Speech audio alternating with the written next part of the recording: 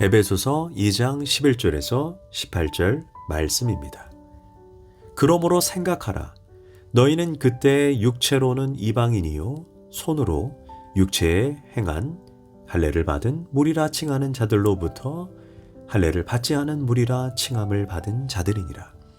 그때 너희는 그리스도 밖에 있었고 이스라엘 나라 밖의 사람이라. 약속의 언약들에 대하여는 외인이요 세상에서 소망이 없고 하나님도 없는 자이더니 이제는 전에 멀리 있던 너희가 그리스도 예수 안에서 그리스도의 피로 가까워졌느니라. 그는 우리의 화평이신지라 둘로 하나를 만드사 원수된 것 곧 중간에 막힌 담을 자기 육체로 하시고 법조문으로 된 계명의 율법을 폐하셨으니 이는 이 둘로 자기 안에서 한 세 사람을 지어 화평하게 하시고 또 십자가로 이 둘을 한 몸으로 하나님과 화목하게 하려 하심이라.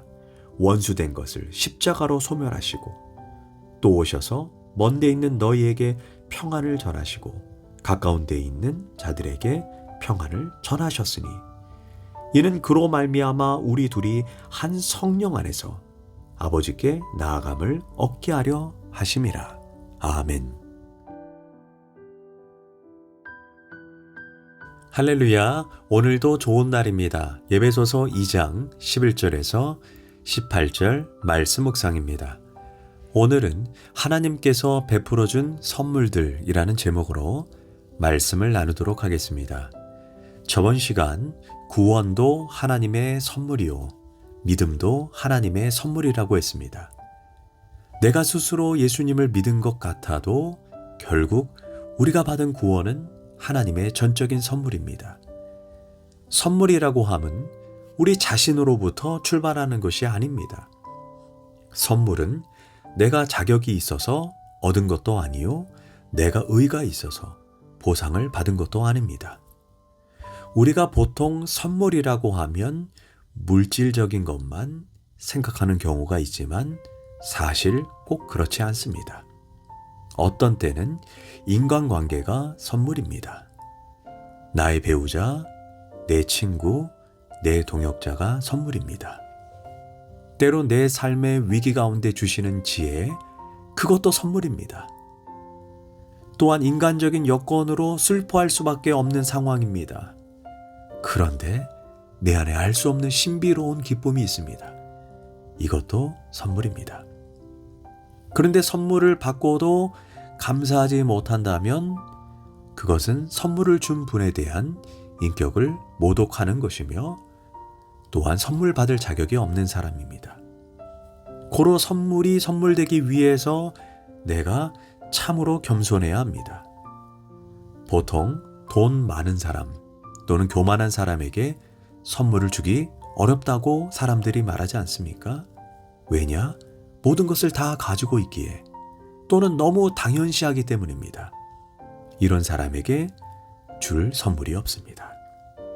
그런 점에서 선물을 받는 자는 누구든지 간에 나는 아무 공로도 없고 아무 의도 없고 아무 자격도 없다 하는 그런 겸손한 마음이 먼저 있어야 선물이 선물될 수 있습니다. 바울은 이방인 교회인 에베소 교회 성도들에게 편지를 쓰면서 본래 너희들의 옛 신분을 생각해 보라고 말합니다. 그래야 선물이 선물됨의 의미를 너희들이 알 수 있기 때문이라는 것입니다. 유대인들 입장에 너희들은 원래 사람도 아니었다라고 말합니다. 유대인들은 아주 교만합니다. 이방인들을 아예 동물로 생각합니다. 유대인들은 2000년 전 그때 하나님의 말씀을 따라 살려고 몸부림쳤습니다. 반면 이방인들은 하나님을 전혀 모르고 율법도 윤리도 모르고 그들은 음란하고 간음하고 첩을 두고 심지어 근친상간 수강까지 했습니다. 유대인들의 시각으로 볼 때 정말 사람 같지 않은 개 같은 것들이었습니다. 이런 점에서 너희들은 소망도 없고 구원의 길도 없고 그저 동물처럼 살다가 영원한 지옥에 갈 존재였다는 것입니다. 지금도 동남아나 인도에 가보면 잘못된 종교와 문화의 영향으로 어떤 마을에 가면 이게 사람인지 동물인지 도통 구분이 안 됩니다. 돼지 우리 같은 데서 사람과 돼지하고 소하고 원숭이하고 섞여서 살아갑니다. 그들은 윤회설을 믿기 때문입니다. 돼지가 변해서 사람이 되고 사람이 변해서 돼지가 되고 소가 되고 개가 됩니다. 어느 날 아버지가 죽었는데 멀리서 개가 가까이 합니다. 아, 우리 아버지가 죽어서 가까이 오는구나. 원숭이가 가까이 오는 것을 보면 아, 먼저 떠난 내 부인이구나 이렇게 생각합니다. 분명 사람인데 동물과 다를 것이 없습니다. 고로 동남아나 인도네시아, 태국 같은 데 가보면 동물과 사람이 섞여 살고 심지어 성생활도 같이 합니다. 이것이 그들의 종교요 문화입니다. 지금도 그러한데 2000년 전에는 오죽했겠습니까? 이방인이란 유대인이 볼 때 사람도 아니었습니다. 그렇게 구제불능이었고 구원의 소망도 없던 너희들이 이제 예수를 믿고 하나님의 자녀가 되었다는 것입니다. 이 엄청난 선물이 아닙니까? 또 바울은 12절에서 그때 너희는 그리스도 밖에 있었고 약속의 언약들에 대하여도 외인이었다라고 말합니다. 즉 메시아가 오신다고 하지만 메시아하고도 관계가 없는 사람들입니다. 또한 하나님도 없는 자였다라고 합니다. 이게 무슨 말입니까? 하나님이 없으면 사람의 인격도 자연스럽게 소멸하지 않습니까? 왜냐? 두렵고 무서운 존재가 없는데 어떻게 인간성이 파괴되지 않겠습니까? 그러니 동물처럼 본능이 이끄는 대로 감각이 이끄는 대로 무법천지로 살아가는 것입니다. 그런데 지금 하나님의 은혜로 너희들이 구원을 받아 참 이스라엘, 참으로 선택된 백성, 그리스도인이 되었다는 것입니다. 얼마나 놀라운 선물이며 은혜입니까? 그렇다면 구체적으로 그리스도인들이 받은 선물이 무엇입니까? 첫째, 그리스도께서 성육신 하신 것 자체가 선물입니다. 13절과 14절입니다. 너희가 그리스도의 피로 가까워졌느니라. 그는 우리의 화평이신지라. 둘로 하나를 만드사 원수된 것을 자기 육체로 하시고. 바울의 메시지는 언제나 예수님의 십자가와 부활과 재림에 초점이 맞추어져 있습니다. 예수님께서 십자가를 지시기 위해 오셨고 피로써 우리를 속량하셨고 화목제물이 되셨고 그래서 우리를 하나 되게 했습니다. 거기에다 초점이 있습니다. 그는 우리의 화평이신지라. 사실 모든 세계가 다 분리되어 있습니다. 서로 대립합니다. 우선 유대 사람과 이방 사람, 헬라 사람과 야만인, 사람과 동물 다 사이가 나쁩니다. 특별히 하나님과 인간이 원수된 관계에 있습니다. 모두가 전부가 서로 싸우고 전부 대립 관계에 있습니다. 이제 예수님께서 이 땅에 오셔서 이를 하나로 만드시고 화평케 합니다. 고로 성육신 그 자체가 선물이라는 것입니다. 하나님과 인간을 화목하게 하고 이웃과 이웃을 용서하게 하고 유대 사람과 이방 사람이 이제 함께 예배하게 하며 남자와 여자가 주 안에서 하나 되게 하십니다. 예수님은 그것을 위해 오셨습니다. 이는 엄청난 선물입니다. 두 번째 선물은 예수 그리스도로 말미암아 우리가 율법으로부터 자유하게 되었습니다. 15절 법조문으로 된 계명의 율법을 폐하셨으니 우리는 예수의 십자가가 아니면 계속적으로 율법의 심판을 받게 됩니다. 율법의 저주 아래 놓이게 되었습니다. 율법은 끊임없이 우리를 정죄하고 너는 구제불능이다 라고 심판합니다. 또한 죄의 싹은 사망이라고 협박합니다.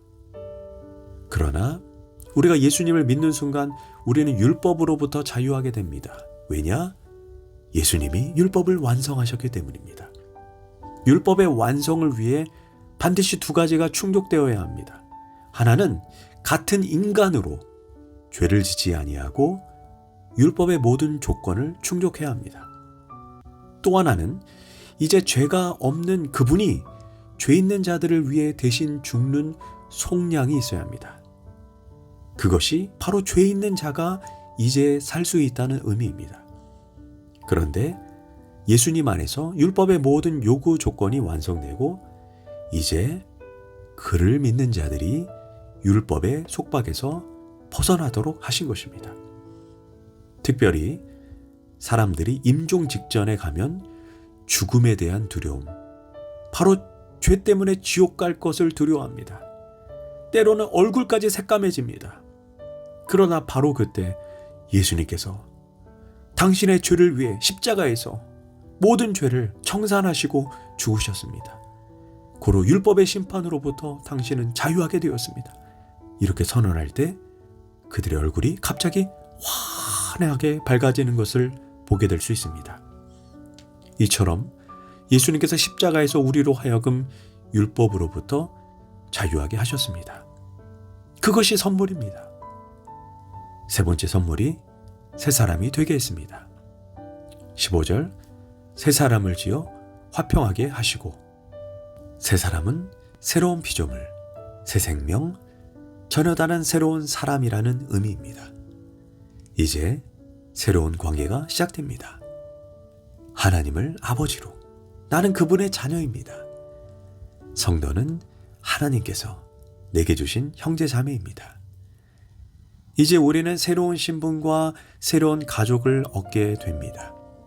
그리고 우리에게 약속된 영원한 본향, 집이 생깁니다. 할렐루야.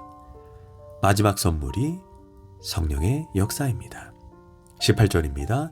한 성령 안에서 우리들이 하나님 앞에 나아갈 수 있는 것은 성령의 역사입니다. 무엇보다 성령의 역사는 세 가지입니다. 먼저는 내게 믿음을 주어서 의롭다함을 얻게 합니다. 두 번째는 내가 하나님의 자녀됨을 증거합니다. 세 번째는 나로 하여금 성령 안에서 거룩하게 합니다. 이는 인격적인 변화로 마술적으로 이루어지는 것이 아닙니다.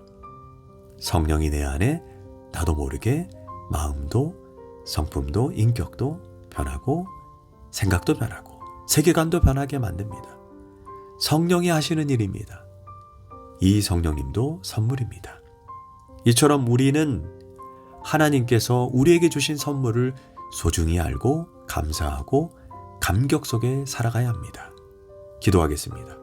하나님, 오늘 내게 값없이 주신 선물들을 묵상하면서 늘 겸손히 감사하고 감격하는 일생이 될 수 있도록 인도하여 주옵소서. 예수님의 이름으로 기도합니다. 아멘.